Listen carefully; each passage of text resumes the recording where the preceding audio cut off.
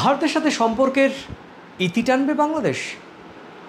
দুই দেশের সম্পর্ক ঠিক কোন পর্যায়ে রয়েছে, কিংবা কোন দিকে এগোচ্ছে প্রতিবেশী এই দুই দেশের সম্পর্ক? ভারতের প্রতি এত বিদ্বেষ কেন দেখাচ্ছে ইউনূস সরকার? দেশটির জনগণ কেন ক্রমশ ভারত বিরোধী হয়ে উঠছেন? ভারতে অবস্থানরত বাংলাদেশি 5 রাষ্ট্রদূতকে ফেরতের নির্দেশ। তবে কি এবার নতুন করে আরও জটিল সমীকরণের দিকে এগোচ্ছে ঢাকা দিল্লি? বিরোধিতা করতে গিয়ে কোথাও আবেগে অন্ধ হচ্ছে না তো বাংলাদেশের কূটনীতিকরা? ছোট করে ফেলছেন না তো নিজেদের দেশকে? শুধু ভারত নয়, আপনারা জানেন ভারতসহ আরও 5টি দেশ থেকে রাষ্ট্রদূতকে হঠাৎই সরিয়ে নিচ্ছে ইউনূস সরকার।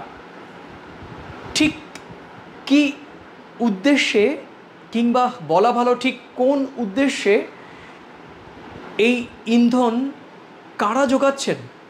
এর পরিণতি ভবিষ্যৎ কি হতে পারে সেটা কি আদৌ ভাবছে বাংলাদেশ?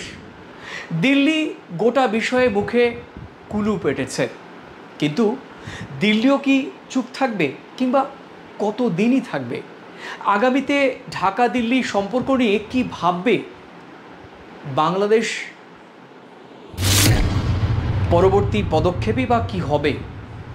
আচমকাই রাষ্ট্রদূত ফিরিয়ে নেয়ার ফলে কি কোনো রকম বড়সড় সমস্যার সম্মুখীন হতে চলেছে বাংলাদেশ?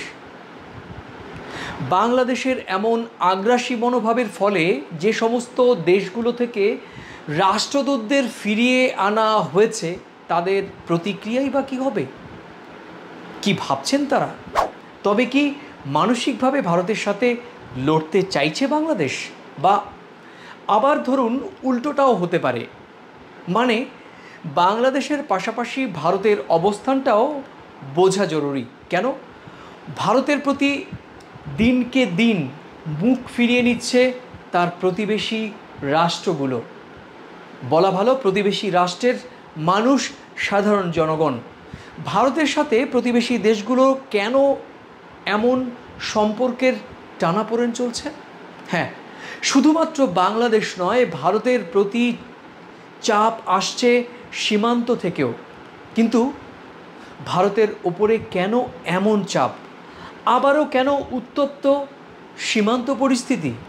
কেনই বা সেনাপ্রধানকে বলতে শোনা যাচ্ছে আমরা প্রস্তুত? ঠিক কিসের জন্য প্রস্তুত ভারতের সেনাপ্রধান? তবে কি এই সিকোয়েন্স তৈরি হওয়ার পেছনে ভারতেরও ফল্ট রয়েছে? আমাদের আজকের এই রিপোর্টে থাকছে এতগুলো প্রশ্নের টু দ্য পয়েন্ট বিশ্লেষণ। আর তাই পুরো রিপোর্টটি দেখতে সঙ্গে থাকুন।